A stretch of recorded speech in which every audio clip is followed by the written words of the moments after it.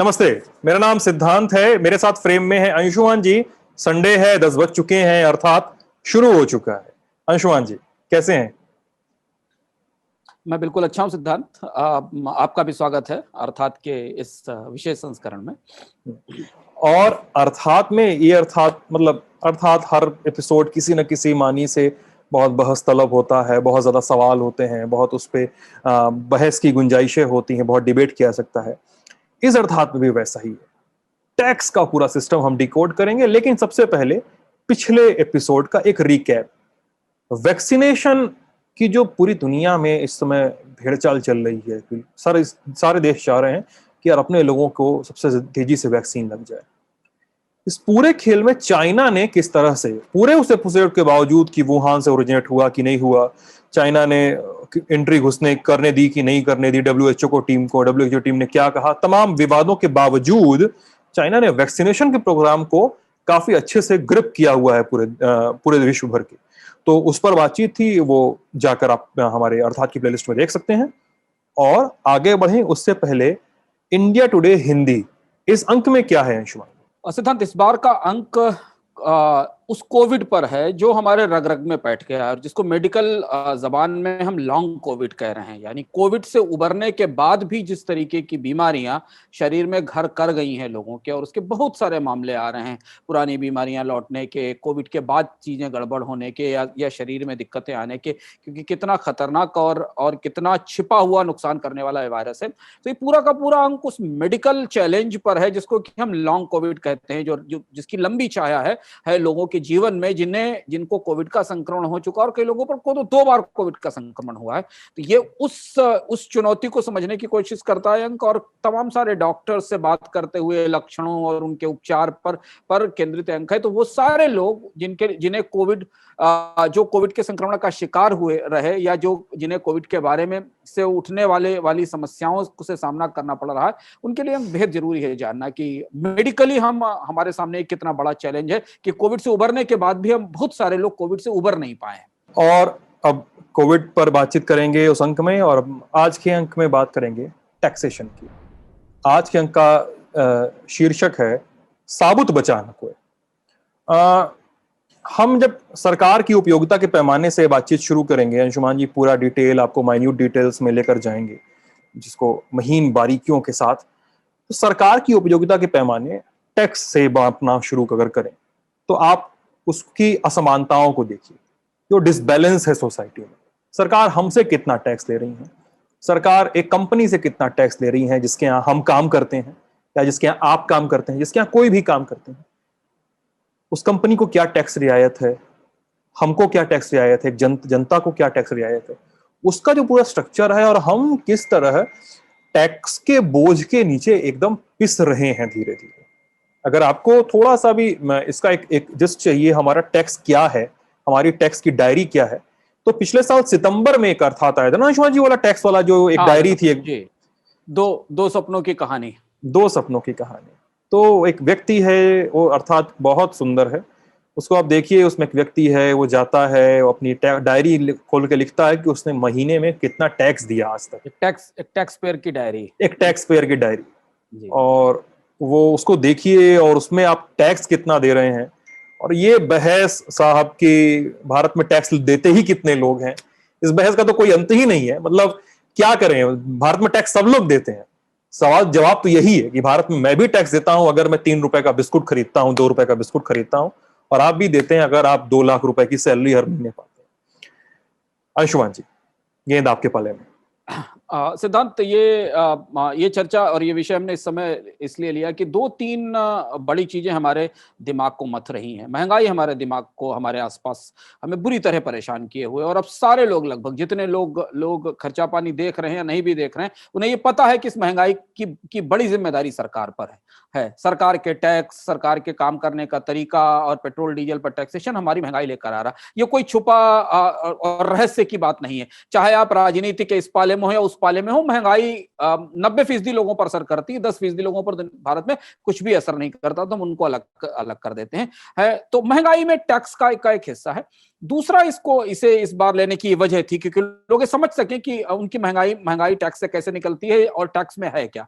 और दूसरी चीज है कि लगातार जब हम टैक्स की बात करते हैं और जब बहुत सारी बहसें शुरू होती हैं कि साहब सरकार कोई चीज मुफ्त दे रही है, सरकार ने ये मुफ्त दिया, सरकार ने दावा किया चुनाव में कि हम ऐसा बांट देंगे, ऐसा कर देंगे, तो एक बहस आती है कि साहब टैक्स ही कितने लोग देते हैं।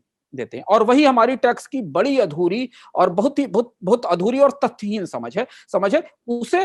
और तीसरा जो सबसे नई जानकारी जो शायद इस अर्थात से हम बताने की कोशिश कर रहे हैं या देने की कोशिश कर रहे हैं, तथ्य और जो नए तथ्य और आंकड़े हमारे पास आए उन्हें जानकर आप चौंक उठेंगे, ताकि और शायद आपको अपने सवालों को सरकार से पूछने का तरीका बदलने की जरूरत होगी। एक बहुत सामान्य सा सवाल है, आप किसी सरकार को कौन सी सरकार आपके लिए कितनी अच्छी साबित हुई, सिद्धांत उसको नापने के क्या तरीके हो सकते हैं। बहुत सारे तो बहुत एब्स्ट्रैक्ट, बहुत अमूर्त से तरीके हैं कि हमने चुना और उसने कुछ ऐसा कर दिया कुछ, लेकिन महत्वपूर्ण सबसे ठोस तरीका कैसे नापे। आपके पास सरकार वोट मांगने 5 साल बाद अभी कई सारी राज्य सरकारें आएंगी, उसके बाद केंद्र सरकार आएगी, आप कैसे नाप सकते हैं, बहुत सामान्य तरीके से कैसे नाप सकते हैं। उसका एक बहुत ही सामान्य सूत्र है और ये सूत्र पूरी दुनिया के अर्थशास्त्रियों ने पिछले 25-30 साल में अपने देश के लोगों को सिखाया है और वहां के लोग, पश्चिम के लोग सरकारों को इसी तरह से नापते हैं। हमें अब वो नापना शुरू करना होगा। सूत्र ये है, पहला फार्मूला यह है कि किसी देश के लोग अपनी टोटल कमाई और खर्च के अनुपात में कितना टैक्स चुकाते हैं। और इस टैक्स में भारत में आप income tax, custom duty, GST और राज्यों के सारे टैक्स, पूरा जो टैक्स परिवार आपको आपके सर पर बैठा हो उसे जोड़ लीजिए, पहला पैमाना। दूसरा पैमाना यह कि बीते कुछ वर्षों में, दशक में, जो भी टाइम फ्रेम आप लेना चाहें, उसमें आपकी आय ज्यादा बढ़ी है, टैक्स ज्यादा बढ़े, आपकी कमाई में ज्यादा बढ़ोतरी हुई है या टैक्स में ज्यादा बढ़ोतरी हुई, दूसरा पैमाना। तीसरा पैमाना यह कि जो आप टैक्स देते हैं उसके बदले आपको सरकार से क्या मिलता है। और ये बहुत कठिन हिसाब नहीं है, कोई भी व्यक्ति, सामान्य व्यक्ति भी इसे बैठकर अगर हिसाब लगा ले, मोटा मोटा हिसाब लगा ले कि इतनी कमाई थी, सब साल भर में इतना कमाते थे, इतना पैसा हमने टैक्स के तौर पर दे दिया। इनडायरेक्ट टैक्स का हिसाब उसे समझ में नहीं आएगा आसानी से, लेकिन वो जान सकता है कि उसके खर्च के ऊपर अगर औसत उसे 12 से 14% टैक्स भी देना पड़ रहा है तो कितना टैक्स हो सकता है। अगर ये हिसाब बैठकर एक दिन आप लगा लें तो आप सरकार को कंपनी मान लें तो आप सरकार पर मुकदमा कर देंगे। आपको लगेगा कि अगर सरकार कोई कंपनी है तो वो जितना पैसा आपसे ले रही है उसके बदले वो कितनी सर्विसेज आपको, उसके बदले कौन सी सर्विसेज प्रोवाइड कर रही है। हमने एक बार बात की थी शिक्षा वाले या स्वास्थ्य वाले, इसमें बातचीत की थी अच्छे से, हमने बात की थी। अब 3 सवाल इस समय हमारे दिमाग को मथ रहे हैं। जब हमारे पास कमाई टूटी हुई है, बिल्कुल खत्म है, लोगों की आय टूट चुकी है, करोड़ों की बेरोजगारी है, तनख्वाहें कटी हुई हैं, तब हमें एक सवाल, बहुत सारे लोग मुझसे सवाल पूछते हैं, जहां से हमने इस पर चर्चा को या ये बात आज डिस्कस करने के लिए हमने चुना इसको, कि भारत में आम परिवारों पर बीते एक दशक में कितना टैक्स बढ़ा है, आम लोगों पर कितना टैक्स बढ़ा है। ये जानना हमारे लिए बहुत जरूरी है देश में कि हमारे ऊपर, आम लोगों के ऊपर बीते एक दशक में कितना टैक्स बढ़ा है। सवाल नंबर 1। सवाल नंबर 2, आम लोगों के मुकाबले कंपनियों पर टैक्स में कमी बेशी का क्या हिसाब किताब है, क्योंकि कंपनियां आपसे कमाती हैं और उसके बाद उस कमाई के बदले टैक्स देती हैं, तो हम उनके ग्राहक हैं, उन पर टैक्स का क्या हाल है। और तीसरा सवाल ये कि महामंदी और महामारी के दौरान जिसमें अभी हम खड़े हैं, उसमें भारत के ही लोग दुनिया में सबसे ज्यादा गरीब क्यों हुए। दुनिया की जो टॉप 20 या टॉप 50 या टॉप 75 इकोनॉमीज हैं जिनकी आप गिनती में रखें, उनमें भारत के लोगों ने ही सबसे ज्यादा गरीबी, सबसे ज्यादा बेकारी, सबसे ज्यादा, और ये स्थापित सत्य, इस पर हम कई बार बात कर चुके हैं, हम आगे आंकड़ों में भी इसको बताएंगे वो ऐसा क्यों हुआ। इन तीनों सवालों को जानना सिद्धांत हमारे, आपके माता पिता के लिए, हमारे परिवार के लिए और हजारों लाखों करोड़ों लोगों के लिए इन तीनों सवालों के जवाब जानना बेहद जरूरी और अनिवार्य है। और तभी हम ये समझ पाएंगे कि हमारा सरकार से क्या रिश्ता होना चाहिए। एक नागरिक का सरकार से वित्तीय तौर पर, फिनेंशियली तौर पर एक अवेयर, एक जागरूक नागरिक का सरकार से क्या रिश्ता होना चाहिए। लेकिन इससे पहले टैक्स को लेकर दिमागों के कुछ जाले साफ कर दिए हैं। जब भी हम टैक्स का सवाल उठाते हैं तो बहुत सारे लोग, अरे साहब 2 पर कितने लोग टैक्स देते हैं, ये सवाल आता है। हाँ, मतलब मेरा ये सवाल है कि जब मैं ऐसा तर्क सुनता हूं तो मैं वहां पे पार्ले जी, छोटे वाले पार्ले जी बिस्कुट की का पैकेट लगाना चाहता हूं या एक माचिस की डिब्बी की फोटो लगाना चाहता हूं। मैंने कहा था कि टैक्स तो सब देते हैं, अगर आप इनकम टैक्स की बात कर रहे हैं तो टैक्सेबल इनकम कितनी है देशों में, बात वहां जाती है। तो हम आप पार्ले जी के बिस्कुट के पैकेट की जगह पे आंकड़ा लगा दीजिएगा, इस आंकड़े को भी लोग पढ़कर आगे लगा सकते हैं, ताकि जहां बहस शुरू हुआ पे बताइए। हमें ये कहा जाता है कि साहब भारत में टैक्स जीडीपी अनुपात बहुत कम है, और उसके बदले हमको दिखाया जाता है कि साहब ओईसीडी कंट्रीज को देखिए और बड़े देशों को देखिए, हमारे यहाँ टैक्स जीडीपी अनुपात 2018 में करीब करीब 12% के आसपास था, और साहब ओईसीडी देशों में तो काफी ऊंचा है। पर टैक्स जीडीपी रेशियो आर्थिक उत्पादन की तुलना में सरकार की कमाई का हिसाब है, हमारी कमाई की तुलना में सरकार की कमाई का हिसाब नहीं है।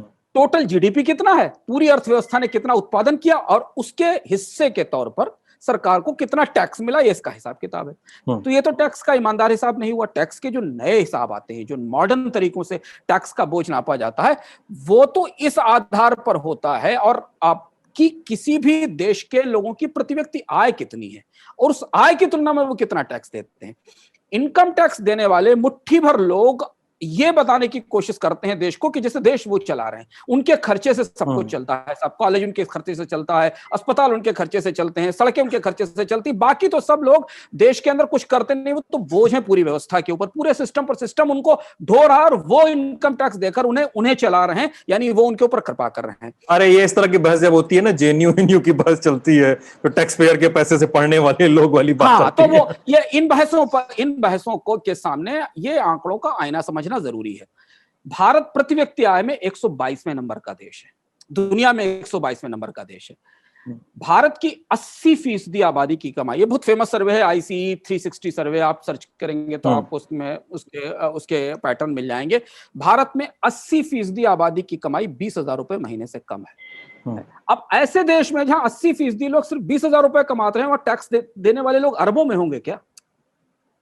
सरकार की टैक्स सीमा ही इससे ऊपर शुरू होता है, इसे शुरू जितनी भी आप इनकम की एग्जेंशन लिमिट है, जहां से सरकार टैक्स लगाना शुरू करती है, इससे नीचे की आय तो सरकार ने इनकम टैक्स में ही छूट से बाहर कर रखी है। तो जब 20-80% आबादी केवल 20,000 रुपए कमा रही, तो क्या टैक्स देगी? तो यह बहस नितांत अतर्क संगत और कुतर्क से भरी हुई है कि देश का बोझ इनकम टैक्स वाले अपने सर पे उठाते हैं। साहब वो तो मुट्ठी भर है, इसलिए कि मुट्ठी भर कमा ही रहे हैं, मुट्ठी भर ही लोग कमा रहे हैं, और उतनी कमाई रखने वाले लोगों की संख्या ही उतनी है जितने लोग इनकम टैक्स दे सके। नहीं तो सरकार क्या ना समझ है कि वो इतनी बड़ी आबादी के ऊपर इनकम टैक्स नहीं लगाएगी? उसे पता है कि देश में 20,000 रुपए कमाने वाला आदमी क्या इनकम टैक्स दे सकता। तो यह बहस आंकड़ों के आईने में, और यह समझना जरूरी है कि टैक्स जीडीपी रेशियो एक दूसरा पैमाना है, हमारी कमाई के अनुपात में हमसे कितना टैक्स लगता है, यह समझना हमारे लिए जरूरी है। तो अब हम थोड़ा पीछे चलते हैं। 17वीं शताब्दी की बात है, जब दुनिया में टैक्स के कानून बनना शुरू हो रहे थे। एडम स्मिथ ने नए टैक्स की पॉलिसी का सजेशन दिया था। दुनिया में लोकतंत्र के साथ और मताधिकार के साथ टैक्सेशन को कनेक्ट करने की कोशिश की गई थी। उस समय जॉन लॉक्स और थॉमस हॉब्स ने टैक्सेशन की बहसों में एक बड़ा तूफान खड़ा कर दिया। जॉन लॉक्स और थॉमस हॉब्स का नाम बहुत सारे लोगों ने सुना होगा, जिन्होंने भी पॉलिटिकल साइंस, इकोनॉमिक्स से चीजें पढ़ी हैं। उन्होंने कहा, और उन्होंने टैक्स की बहसों को बिल्कुल आंदोलित कर दिया। उनका कहना था कि टैक्स इनकम की जगह खर्च पर लगना चाहिए, इनकम की जगह खर्च पर लगना चाहिए। हाँ, टैक्स की गणना आप इस आधार पर करिए कि कोई आदमी खर्च कितना करता है, कमाता कितना, इस पर मत करिए। और उसके बाद दुनिया में टैक्स की वो बहसें आज तक ऐसे चल रही हैं कि आप आय पर टैक्स का हिसाब लगाइए या लोगों के खर्च पर टैक्स का हिसाब लगाइए। भारत में इसका बहुत क्लासिक उदाहरण है। आप देखिए, भारत में सरकार को अच्छी तरह से पता है कि देश की अधिकांश आबादी, 80-85% आबादी कमाई पर टैक्स देने लायक नहीं है।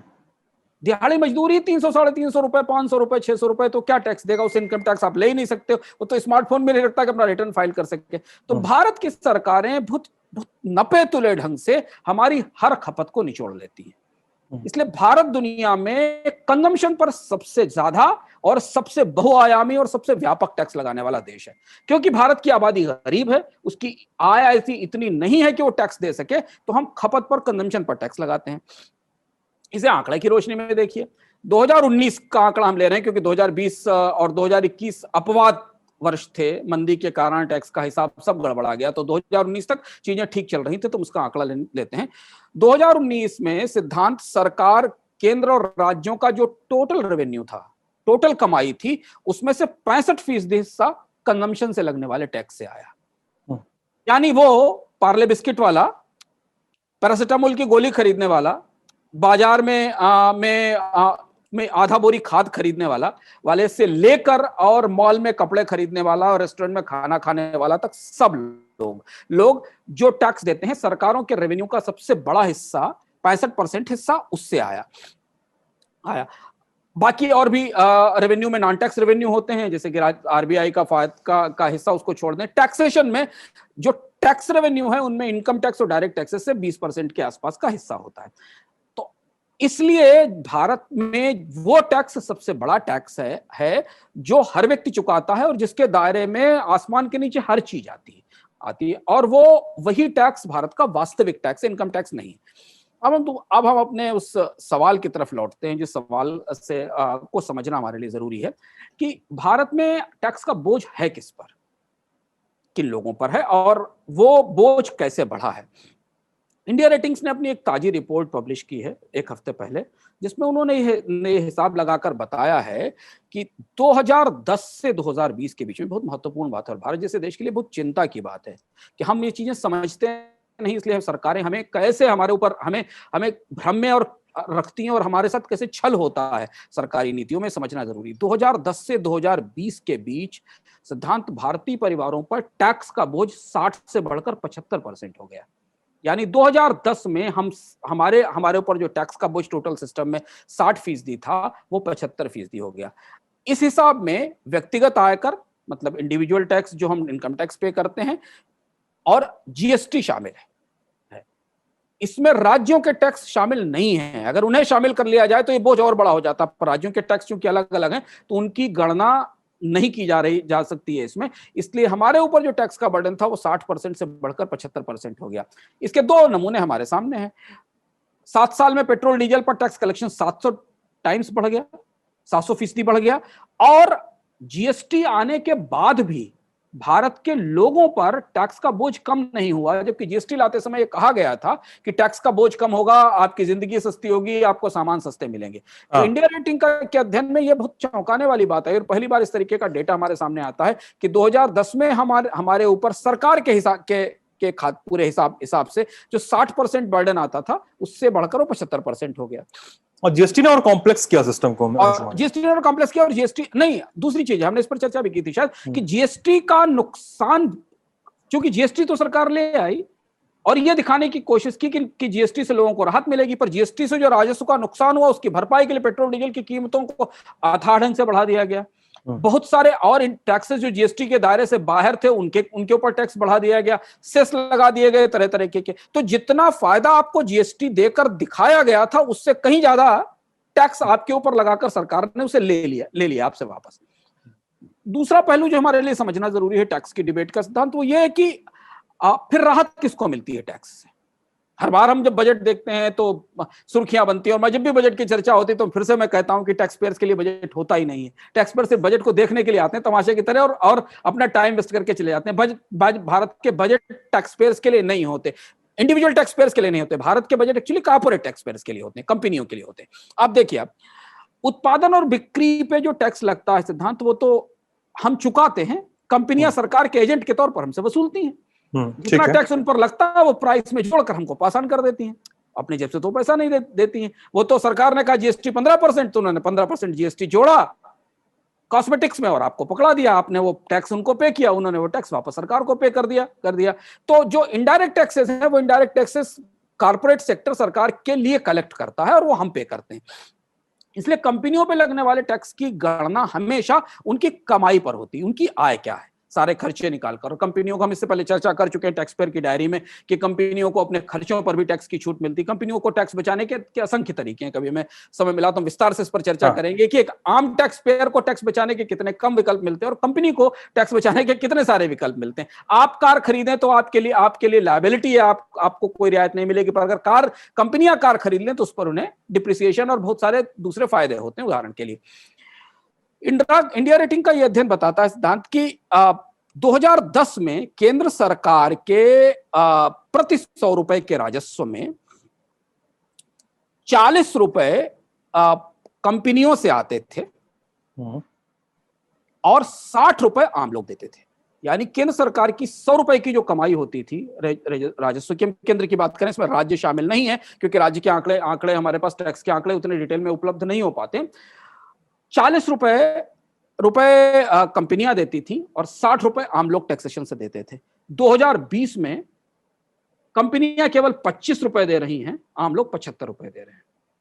ये 10 साल के बीच का डिफरेंस है। 10 साल बीच का डिफरेंस है। 10 साल के भीतर कारपोरेट्स पर टैक्स का बोझ 40 से घटकर 25 हो गया और हमारे ऊपर या आम लोगों के ऊपर, परिवारों के ऊपर टैक्स का बोझ 60 से बढ़कर 75 हो गया। याद रखना पड़ेगा कि 2018 में सरकार ने कॉर्पोरेट टैक्स में 1.45 लाख 50 लाख करोड़ रुपए की रियायत दी थी और जिसे भारत में बहुत बड़ा सुधार कहा गया था। अब तीसरे सवाल की तरफ चलते हैं। ये दो चीजें समझना जरूरी है कि पिछले 10 साल में भारत में टैक्स का कुल बर्डन आम लोगों के ऊपर बढ़ गया। उनकी कमाई और आय में बढ़ोतरी नहीं हुई पिछले सालों में उस लेवल पर, पर उस तुलना में, लेकिन पर टैक्स का बर्डन बढ़ गया और कंपनियों को 10 साल में ज्यादा रियायत मिली, टैक्स बचाने के ज्यादा मौके, टैक्स का बोझ कम किया गया और उसकी भरपाई आम लोगों से की गई। क्या कंपनियों ने उतने रोजगार दिए?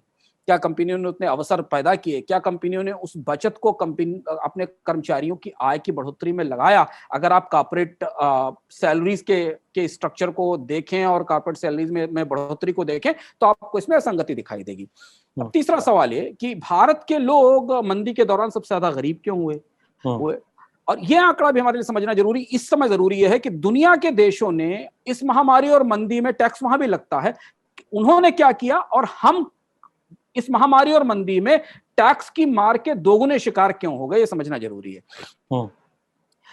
2020 में दुनिया के किसी भी देश की तुलना में भारत के जो प्राइवेट निजी लोग थे, चाहे वो निजी कंपनियां हो या निजी परिवार हो, उन्होंने सबसे ज्यादा चोट खाई। ऐसा पूरी दुनिया में कहीं नहीं हुआ।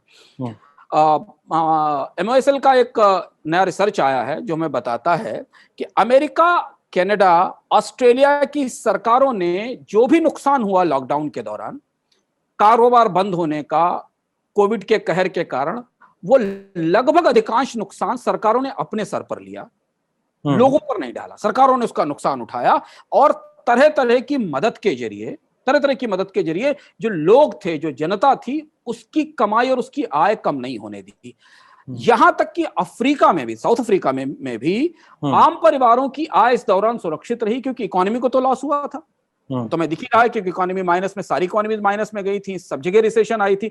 तो अर्थव्यवस्था को जो नुकसान हुए थे उसका बोझ सरकारों ने अपने सर पर लिया, लोगों के सर पर नहीं डाला। यूरोप के देशों में भी ऐसा ही हुआ। करीब 60 से 80% नुकसान जो लॉकडाउन वाली बंदी के कारण बिजनेस को हुआ था, इकोनॉमी को हुआ था, उसका बोझ सरकार ने अपने सर पर उठाया।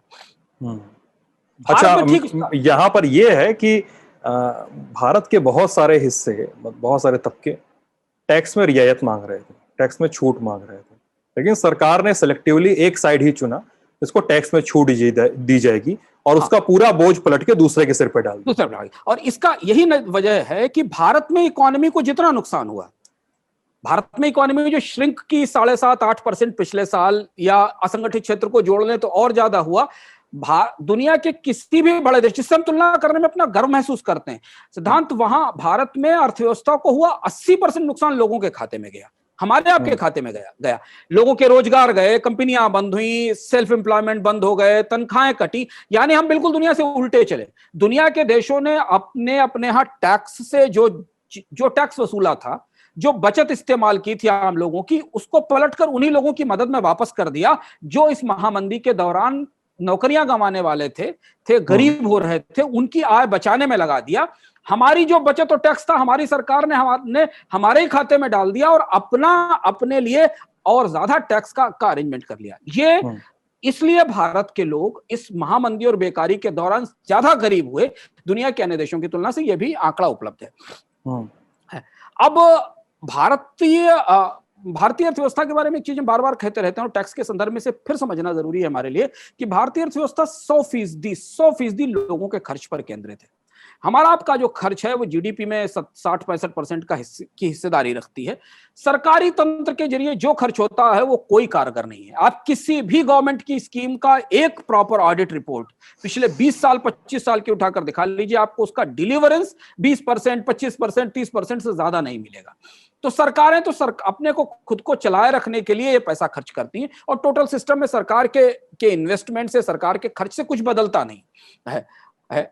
यहां मंदी से उबरने का तरीका ये था, जो बात आप कह रहे थे, पिछले पूरे साल और इस साल बराबर मंदी से उबरने के तरीके के लिए ये कहा जाता रहा कि साहब अगर खपत बढ़ाना है तो टैक्स घटाइए, हमें कर्ज की तरफ मत भेजिए। हम कर्ज कहां से लेंगे जब हमारी कमाई 20% 30% घट गई। आप टैक्स घटाइए, हमारी जिंदगी जीने की लागत कम करिए, ताकि जो नुकसान इकोनॉमी को हुआ है उसकी जिम्मेदारी आप भी उठाइए।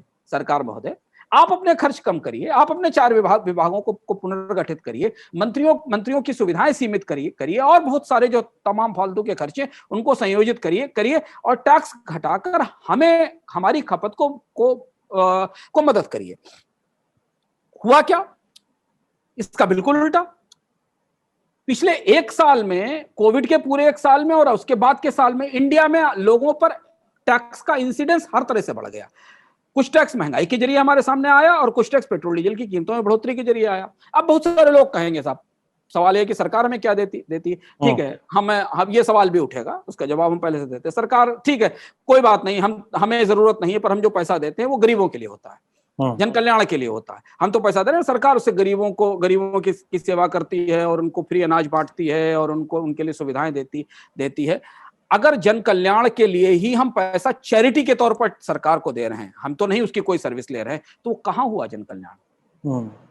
पूरे 1-2 साल के दौरान हमने देखा कि लोग सड़कों पर भटक कर अपने घर गए, सरकार उनको एक पानी की बोतल नहीं दे सकी। पूरा रेल का नेटवर्क खड़ा रहा और लोगों को सरकार के पास डेटा तक नहीं है, उसका डेटा तक लोग, राज्य सरकार और केंद्र सरकार किराए को लेकर लड़ती रही और लोग सड़क पर दुर्घटनाओं का शिकार होते रहे। आम लोगों ने अपने जेब खर्च से उनको खाना पीना, चप्पल और पानी दिया। अगर सरकार को हम जन कल्याण के लिए, अपनी सुविधाओं के लिए टैक्स देते हैं, तो हमें ऑक्सीजन क्यों नहीं मिली, हमें दवा क्यों नहीं मिली, हमें अस्पतालों में बेड क्यों नहीं मिले?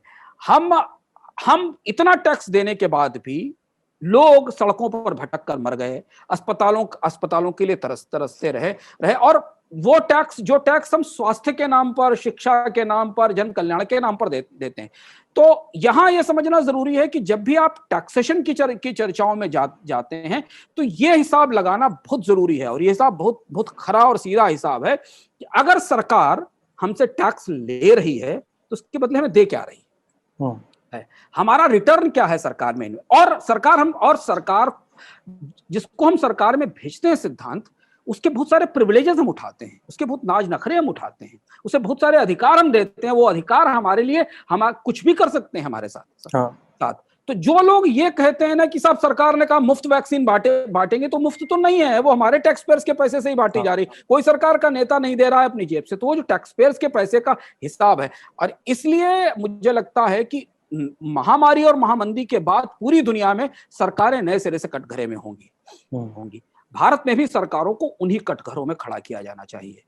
सबसे बड़ी देशभक्ति इस समय यह है कि हम सरकार से टैक्स का हिसाब मांगे, उससे पूछें कि तुमने एजुकेशन के नाम पर हमसे जो टैक्स लिया, उससे कितने नए टीचर भर्ती हुए, कितने स्कूल खुले, इतने आपने जो हेल्थ के नाम पर सेस लिया, उससे कितने ऑक्सीजन प्लांट लगाए गए। जब तक हम इस तरीके के हिसाब नहीं मांगेंगे, तब तक हम उस स्थिति में फंसते चले जा रहे हैं जहां कंपनियां एक तरफ कीमतें बढ़ाकर हमसे, हमारी जेब से पैसा निकाल रही है, और सरकार दूसरी तरफ टैक्स बढ़ाकर हमसे पैसा निकाल रही है, और रियायत केवल सिलेक्टेड कॉर्पोरेट्स को मिल रही है।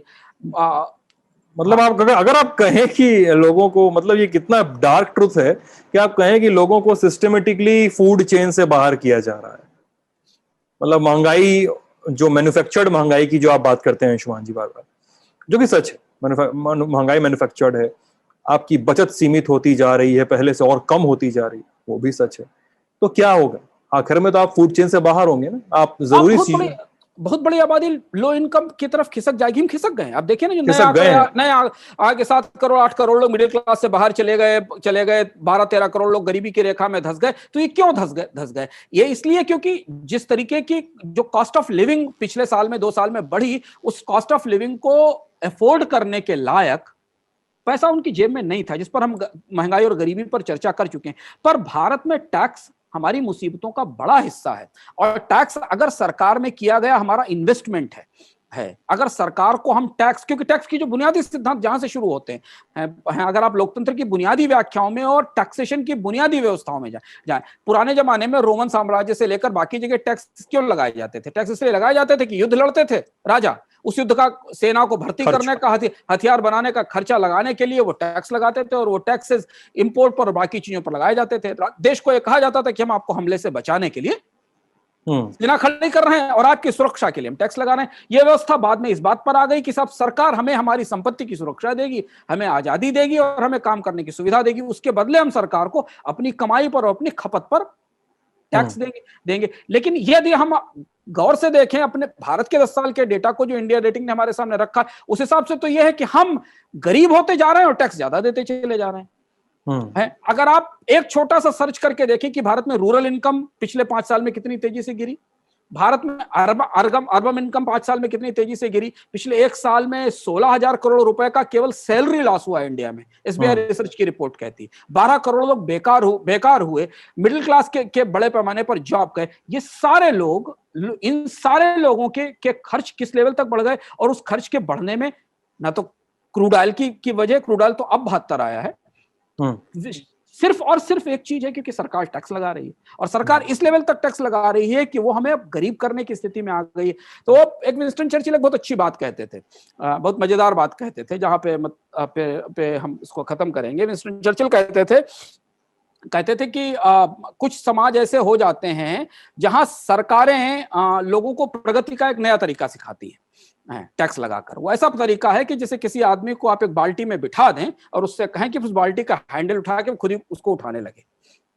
हम ऐसे देश में पहुंच चुके हैं जहां वो टैक्स की बाल्टी में हम बिठा दिए गए और हमें उसको खुद ही उठाकर चलने के लिए कहा जा रहा है, और कहा जा रहा है तुम उठाकर चलोगे तो तुम समृद्ध हो जाओगे। तो भारत में इस समय जो इस महामारी और महामंदी के बाद जो शायद सबसे महत्वपूर्ण बहस होनी चाहिए, वो टैक्स कलेक्शन और उसके इस्तेमाल और उसकी इफिशिएंसी पर होनी चाहिए, और उस पर हमें क्या रिटर्न मिल रहा है। नागरिक के तौर पर हमने हेल्थ सिस्टम का वर्स्ट देख लिया, हमने सरकारी स्कीमों का वर्स्ट 50, 100, 200 स्कीमें घूम रही हैं देश में, पर जब जरूरत थी तो कोई स्कीम काम नहीं आई गरीबों के लिए। गरीबों के नाम पे कितनी स्कीमें, कितनी संस्थाएं, लेकिन जब लेबर निकला सड़क पर तो हमें कोई चीज समझ में नहीं देखी नहीं। तो वो सारा ढांचा जिन चीजों से फाइनेंस किया जा रहा है, जहां वो टैक्स जा रहा है, उसके बारे में सवाल पूछना, सरकारों से सवाल पूछना, सांसदों से सवाल पूछना, अपने प्रतिनिधियों से सवाल पूछना हमारे लिए बहुत जरूरी है। नहीं तो हम इस स्थिति में चले जाएंगे जहां पर सारी जिम्मेदारी खर्च की हमारे ऊपर आ जाएगी टैक्स चुकाने की, और सरकारें और कॉर्पोरेट्स का एक स्ट्रक्चर बना रहेगा जो सबसे ज्यादा सुविधाएं लेता रहेगा। मतलब ये ऐसी बात है, इसको अगर आपको थोड़ा सा और ब्रेक डाउन करके व्यूअर्स को समझना हो कि हो सकता है कि आप डायरेक्ट इनकम टैक्स ना पे करते हो, लेकिन आप शिक्षा के लिए टैक्स पे करते ही हैं, आपका पैसा शिक्षा में होता ही है। अब हमारे यार आपके जैसे लोग जो कुछ लोग टैक्स जो नहीं पे करते होंगे, उनका बच्चा नहीं पढ़ पा रहा है, उनके घर में बच्चे अच्छी पढ़ाई नहीं पा रहे हैं, तो साहब कल को अगर आपको कोई बोले कि आप अपने बच्चे को अच्छे स्कूल में नहीं डाल सके, तो आपके पास ये जवाब होना चाहिए, नहीं सरकार ने हमसे टैक्स लिया और स्कूल अच्छा नहीं बनाया। बात ये होनी चाहिए, इस तरह से आप ब्रेक डाउन करके सीखिए कि ताकि कल को सब कुछ का ठिकाना आपके सर पे न फोड़ दिया जाए। हाँ, और इनकम टैक्स पे कर रहे हैं आप, इनकम टैक्स वाले छोटे वो पूछे ना कि जितना इनकम टैक्स पे करने के बाद एक शहर में रहने वाला मिडिल क्लास जितनी सर्विसेज का इस्तेमाल करता है, उसमें 90% सर्विसेज तो प्राइवेट सेक्टर की है। पानी का पैसा हम सरकार को देते हैं, पानी के लिए बोरिंग कराते हैं और घर में आरओ लगवाते हैं। सिक्योरिटी का पैसा हम सरकार को देते हैं और अपने सोसाइटी में अपना सिक्योरिटी गार्ड रख के अपनी सिक्योरिटी करते हैं, जबकि पुलिस वाला जो सड़क पर खड़ा है उसकी सैलरी हमारे टैक्सेशन से जा रही है। अस्पताल के लिए हम सरकार को टैक्स देते हैं, पर हम जाते हैं प्राइवेट सेक्टर के अस्पताल में, वहीं जाके पैसा देते हैं, वहीं टैक्स भी पे करते हैं, दवा पर भी टैक्स पे करते हैं, सैनिटाइजर पे हम एजुकेशन के नाम पे सरकार को सेस देते हैं, सरकार हमसे एजुकेशन के नाम पे टैक्स लेती, बाकी सारी एजुकेशन से जुड़ी सेवाओं पर टैक्स देती, लेकिन हम सरकार के एजुकेशन सिस्टम के पास जा ही नहीं सकते क्योंकि उसमें कुछ है ही नहीं।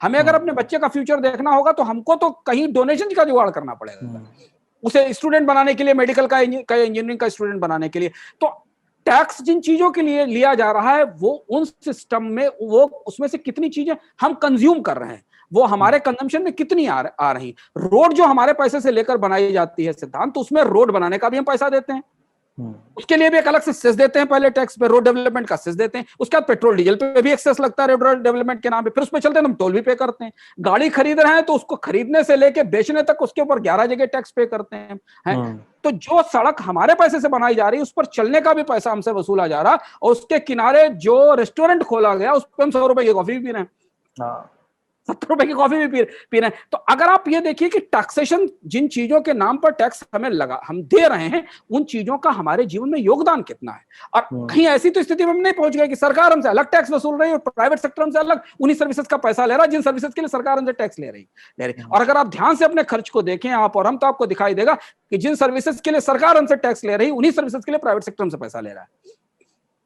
है। ये वो चुनौती है, ये चुनौती अगर नहीं हल हुई, अगर ये सवालों का समाधान नहीं हुआ, तो हम भारत में बहुत बड़ी आबादी को मिडिल क्लास नहीं बना पाएंगे। आप हायर इनकम ग्रुप में तो छोड़ दीजिए, वो लोअर इनकम ग्रुप से और लोअर इनकम ग्रुप से ऊपर निकलने में उसके लिए मुश्किल हो जाएगी। तो अब 2-3 सवाल हैं अंशुमान जी, छोटे छोटे आज के अर्थात में, हम उस पर बातचीत कर लेते हैं। संतोष शर्मा, सरकार बोली है कि उसने 80 करोड़ लोगों को राशन दिया और इससे अपनी बड़ी उपलब्धि भी मानती है, और जो लोग सरकार का समर्थन करते हैं वो भी ये कहते हैं कि सरकार ने फ्री में 80 करोड़ लोगों को राशन दिया है। इसमें सरकार का काफी खर्च हुआ, तो इस फ्री राशन का कैलकुलेशन क्या है और सरकार ने इस पर कितना खर्च किया है कंपेयर टू पेट्रोल पर टैक्स जो लिया ही जा रहा है? और इस चीज को जयशंकर विदेश जाकर बार बार कह रहे हैं, तो क्या सच में ये सरकार की बड़ी उपलब्धि है? अच्छा क्वेश्चन है, मतलब एक पैराडॉक्स। हाँ, अच्छा सवाल है और ये समझना जरूरी है, और हमारी इस चर्चा से जुड़ता है। फ्री राशन कहाँ से दिया? फ्री तो नहीं सरकार कुछ दे रही है, वो टैक्सेशन है हमारे ऊपर, चाहे वो उसको आप पेट्रोल के टैक्सेशन की रोशनी में देख लीजिए, चाहे आप जीएसटी की रोशनी में देख लीजिए, चाहे और दर्जनों असंख्य तरीके के टैक्स लगाने की रोशनी में देख लीजिए, तो वो सरकार जो वेलफेयर भी कर रही है, वो वेलफेयर कहीं ना कहीं से हमारे ही टैक्स से फिनांस्ड है, तो मुफ्त कुछ नहीं है। धारणा है ना, सरकार फ्री दे रही है, सरकार का कोई मंत्री अधिकारी या कोई नेता अपने जेब से या अपनी पर्सनल इनकम से निकालकर वो नहीं दे रहा है, तो फ्री तो नहीं है। सरकार ने जो अनाज बांटने की जो स्कीम लाई, मुफ्त अनाज बांटने की स्कीम है, या सरकारी खर्चे पर गरीबों को अनाज देने की जो स्कीम है, वो काफी समय से चल रही है। एक सामान्य आवश्यकता थी कि जब लोग गरीब हैं, बड़े पैमाने पर बेकार हुए, तो उन्हें भोजन दिया जाए, पर उसका सरकार को इफेक्टिवली बताना चाहिए था कि कितने लोगों तक वो पहुंचा। हमारे पास जो नंबर्स आ रहे हैं वो ऑफटेक के नंबर तो हैं, लेकिन क्या वास्तव में लोगों को इतने सस्ते अनाज की जरूरत थी बाजार में, या उन्हें किसी दूसरी चीज की जरूरत थी? उन्हें रोजगार की जरूरत थी, उन्हें दवा की जरूरत थी, उन्हें इलाज की जरूरत थी। भारत में तो फूड ग्रेन की शॉर्टेज नहीं है, हमने कहीं से भी भूखमरी की परिस्थिति नहीं देखी। तो एक चीज तो ये कि जो स्कीम चलाई जा रही है, उस स्कीम की जरूरत भी थी लोगों को क्या, कि सिर्फ उसको इसलिए चलाना है कि उससे कुछ होना नहीं है, कुछ बदलना नहीं। लोग बेकार हो गए थे, उनकी नौकरियां चली गई थी, उनकी सेविंग चली गई थी, उसके लिए उनको जरूरत थी, उनके पास कोविड का टेस्ट कराने का पैसा नहीं था, तो क्या वो टारगेटेड सही थी? जन कल्याण की स्कीमों का सबसे बड़ा पहलू सिद्धांत भारत में यह है कि वो सही समय पर सही चीजों को टारगेट करती है कि नहीं करती। दर्द हमारे पैर में हो रहा है, इलाज आप कहीं दूसरी जगह कर रहे हैं। दर्द था लोगों को रोजगार जाने का, आप उनसे कह रहे थे कि जाओ आप गेहूं चावल ले लो और एडिबल ऑयल 175 रुपए। तो एक चीज तो समझना जरूरी। दूसरी चीज ये कि ये फिनांस कैसे होता है? ये फिनांस होता है बैंकों के कर्ज के जरिए। भारत की पूरी फूड इकोनॉमी का ये हिस्सा है। एफसीआई सस्ता अनाज एफसीआई किसानों से अनाज खरीदती है, उस अनाज को खरीदने के लिए एफसीआई बैंकों से क्रेडिट लेती है, जिसको फूड क्रेडिट कहा जाता है। बैंकों में रखा हुआ पैसा हमारा है, हमारी आपकी बचत है, किसान की भी छोटी बचत है जो उसने जनधन योजना में डाल रखी है, और एक बड़े आदमी की भी बचत जो उसमें रखी है, वो पैसा घूमकर एफसीआई के पास आता है। एफसीआई उस पैसे को कर्ज में के तौर पर इस्तेमाल करके लोगों से अनाज खरीदती है। वो अनाज बाद में राशन प्रणाली के जरिए बांटा जाता है। तो ये करना सरकार का दायित्व है, ये उपलब्धि नहीं है, ये जिम्मेदारी है, उसकी रिस्पॉन्सिबिलिटी है। This is why we have voted them, इसीलिए तुमको चुना गया है। डॉक्टर की ड्यूटी है किसी का स्वास्थ्य बचाना, इलाज करना, ये उसकी कृपा नहीं है। फ्लाइट को या ट्रेन को सही समय पर पहुंचाने के लिए ही हमने चुना है, उसको चुना है। तो सरकार को गरीबों को अनाज देना और उसके लिए सरकार इतना टैक्स, इतना सिस्टम लाती है, तो ये मुझे लगता कोई बहुत बड़ी ऐसी उपलब्धि नहीं है।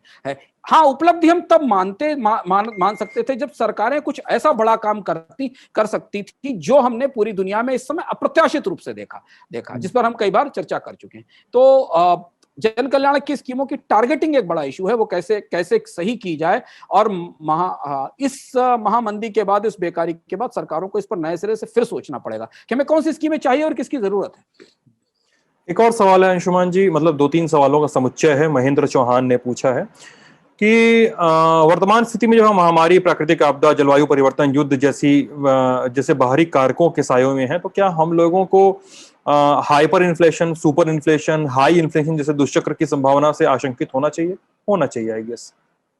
नहीं, हाइपर इन्फ्लेशन जैसी परिस्थिति नहीं है, क्योंकि हाइपर इन्फ्लेशन एक हाइपर इन्फ्लेशन, सुपर इन्फ्लेशन या high inflation, 3 paradox. High inflation पे तो हम हैं, सुपर इन्फ्लेशन और हाइपर इन्फ्लेशन की संभावना इसलिए नहीं दिखाई देती। हाई इन्फ्लेशन तो है क्योंकि इंडिया इन्फ्लेशनरी इकोनॉमी हमेशा से रहा है कई सारे कारणों से, जिस पर हम पहले भी चर्चा करते रहे। पर हाइपर इन्फ्लेशन का कोई रिस्क भारत में नहीं। और हाइपर इन्फ्लेशन एक पुराने दौर की समस्या थी, जब सरकारें रेकलेसली पैसा छापती थी और बाजार में उत्पादन कम होता था और इसलिए एक एक चीज की कीमत कई गुना बढ़ जाती थी। भारत में हाई इन्फ्लेशन रहेगी, लेकिन हाइपर और सुपर इन्फ्लेशन जैसे खतरे हम फिलहाल नहीं दिखाई दे रहे। इन्हीं का अगला सवाल है कि क्या भारत में मौजूद इंश्योरेंस कंपनी बिग 4 के अलावा किसी लंबे निवेश के लिए सुरक्षित हैं और इस तरह की परिस्थिति के निपटने के लिए तैयार हैं? देखिए, भारत की इंश्योरेंस कंपनीज के प्राइवेटाइजेशन और डिसइन्वेस्टमेंट की प्रक्रिया शुरू हो गई है। अगर आप जनरल इंश्योरेंस में देखें तो वहां भी 2 कंपनियों को सरकार ने शॉर्टलिस्ट कर लिया था डाइवेस्ट करने के लिए, और LIC तो उसमें सामने उपलब्धि है ही। और भारत के इंश्योरेंस मार्केट में प्राइवेट सेक्टर की हिस्सेदारी बढ़ी है। बाजार थोड़े समय तक लड़खड़ाने के बाद, करीब करीब 10 साल तक जेस्टेशन में या उठापटक में रहने के बाद, अब भारत में का प्राइवेट इंश्योरेंस मार्केट स्टेब्लिश होकर खड़ा हो रहा है। तो हमें आने वाले समय में इसमें कुछ बेहतर बदलाव दिखाई देंगे। और इनका तीसरा है प्रश्न कि हम आम नागरिक कैसे इस तरह की परिस्थिति से बचने के लिए तैयारी करें अगर हाई इन्फ्लेशन या इंश्योरेंस फेल्योर जैसी स्थितियां आ जाएं तो? देखिए, इंश्योरेंस फेल्योर जैसी स्थिति भारत में नहीं आ रही है, क्योंकि इंश्योरेंस है ही कितने लोगों के पास, बहुत छोटा सा मार्केट है इंश्योरेंस का बहुत कम लोगों ने इंश्योरेंस ले रखा है। तो उतना इंश्योरेंस पे करने के लिए कंपनियों के पास फंड्स भी होते हैं। जो IRDA का नियम है, उसके हिसाब से उनके पास जो रीफिनांस की फैसिलिटी, री इंश्योरेंस की फैसिलिटी और जो सिक्योरिटी मनी होती है, तो इंश्योरेंस फेल्योर जैसा कोई रिस्क नहीं है। हाँ, महंगाई एक बड़ी समस्या है और उससे निपटने के लिए सबके अपने अलग अलग तरीके हो सकते हैं। पर जो हमें व्यवहारिक रूप से सामने दिखाई दे रहा है, क्योंकि ये तो व्यक्तिगत रूप से किसकी आय कितनी है उस हिसाब से वो उसको डिसाइड करना पड़ेगा, पर हमें जो ओवरऑल मैक्रो पिक्चर सिद्धांत दिखाई दे रही है कि भारत में कंजम्पशन की ग्रोथ नहीं होगी आने वाले समय में। खर्च लोग नहीं बढ़ाएंगे, क्योंकि जब महामंदी और महामारी आती है और लोगों की नौकरियां जाती हैं, रोजगार जाते हैं, तो लोग बचत निकाल कर खाने लगते हैं। और पिछले 1 साल में हमने देखा, हमने बार बार चर्चा भी की कि लोगों ने अपनी सेविंग्स घटाई हैं। तो अगर थोड़ी बहुत स्थितियां बेहतर भी होंगी तो लोग अपनी बचत की तरफ वापस लौटेंगे। इसलिए ये थोड़ा स्ट्रक्चरल किस्म की मंदी और महामारी है।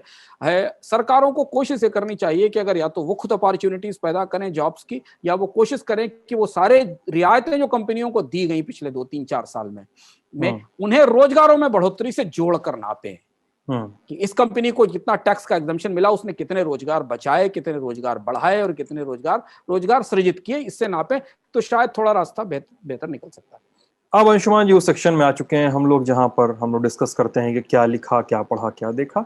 सबसे पहले हमारे पाठक ने एक बताया है, वह दर्शक ने हमें बताया है, उनका नाम है अक्षत। वो बता रहे हैं, suggestion for book I recommend psychology of money by Morgan Housel. It deals with the psychological part of investor, unlike technical part which we mostly published. His theories are time tested and helpful, unlike technical part which is highly dynamic. Anshuman, बहुत अच्छी किताब है, मेरे पास ऊपर रखी हुई है, मेरे निगाह उस तरफ गई। मॉर्गन हसल बहुत अच्छे, बहुत समझदार और बहुत वेल रेड इन्वेस्टर हैं।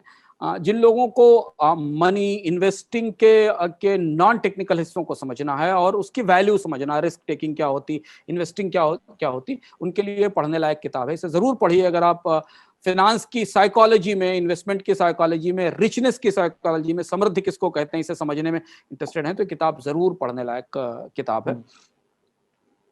और अब अंशुमान जी, आप क्या हाँ, लिखा, क्या पढ़ा? मैंने आपको बताया था कि टॉकिंग टू स्ट्रेंजर्स जो मैल्कम ग्लैडवेल की किताब थी उस किताब को मैंने पढ़ना शुरू किया। मैल्कम ग्लैडवेल बहुत अद्भुत लेखक हैं और वो बहुत ही आसपास की चीजों को बहुत ही अनोखे ढंग से ढूंढ कर लाते हैं कहानियों और किस्सों के तरह से। और ये किताब बहुत ही दिलचस्प है उन किस्सों और कहानियों पर कि जो हम नए लोगों से मिलते हैं उन्हें कैसे समझ नहीं पाते और समझने का तरीका क्या होता है और कैसे इतिहास में, फिलॉसफी में, मार्केट में और बिजनेस में इससे कैसी गलतियां हुई हैं एनेक्डोट्स के ऊपर। तो ये किताब मैंने पढ़नी शुरू की है। इसमें कई सारे दिलचस्प छोटे छोटे किस्से हैं और मैल्कम ग्लैडवेल ने उनको बताने की कोशिश की है कि हम कैसे अपनी जो समझ है, और इसका जो व्यापक फलक है वो ये है कि हम सारे लोग जो प्री कंसीव्ड नोशंस के साथ, पूर्वाग्रह के साथ लोगों से मिलते और देखते हैं, उन्हें तोड़कर नए तरीके से लोगों को कैसे समझा जाए मिलने वालों से। ये पुस्तक मैंने पढ़नी शुरू की, लगभग आधी हो गई है। नरेश मेहता की रचनावली मैंने मंगाई क्योंकि काफी समय हो गया था वो बताया मेरे पास। तो मैंने उसको पढ़ना शुरू किया क्योंकि नरेश मेहता हिंदी के एक बिल्कुल विशिष्ट धारा के कवि हैं जिन्होंने मिथकों का और भारत के प्राचीन मिथकों का बहुत अद्भुत और विलक्षण इस्तेमाल किया है। तो मैंने नरेश मेहता की वो पुस्तक, उनकी रचनावली पढ़ना शुरू किया है जो जिसमें कई सारी दिलचस्प कविताएं भी हैं छोटी छोटी नरेश मेहता की। तो कभी अगर मुझे अगली बार समय मिला तो मैं किताब निकाल कर रखूंगा, तो उसमें एक दो पंक्तियां बहुत ही अच्छी हैं जो हमारे लिए बहुत उपयोगी हैं। तो ये दो पुस्तकें फिलहाल मेरे पास हैं जिनकी पढ़ाई चल रही है। अरे सर, और देखना कुछ हो पाया अंशुमान जी? देखने में हमने दो, एक तो एज ऑफ समुराइज मैंने देखना शुरू किया। अच्छा। हाँ, ये नेटफ्लिक्स की एक सीरीज है। जापान की जो हिस्ट्री है पिछले दिनों की, वो थोड़ी सी डार्क है, पता नहीं चलती हमको, क्योंकि जापान की बहुत ही ब्लड शेड वाली हिस्ट्री बहुत लंबे समय तक रही। समुराइज को लेकर दुनिया में बहुत कम जानकारी है, तो ये बहुत वेल रिसर्च्ड वेब सीरीज है एज ऑफ समुराइज की, कि कैसे समुराइज के आपस में कबीले होते हैं, फिर लड़ते हैं और उसके बाद वो कोरिया के थ्रू चाइना पर अटैक करने की कोशिश करते हैं समुराइज। और ये हिस्ट्री है, रियल हिस्ट्री है। वो मैंने देखनी शुरू की। हाँ, एक दिलचस्प मूवी है द पॉलिटिशियन, पॉलिटिशियन। हाँ, नेटफ्लिक्स अच्छा। के ऊपर उसमें एक स्टूडेंट है जो अमेरिका का प्रेसिडेंट बनना चाहता है।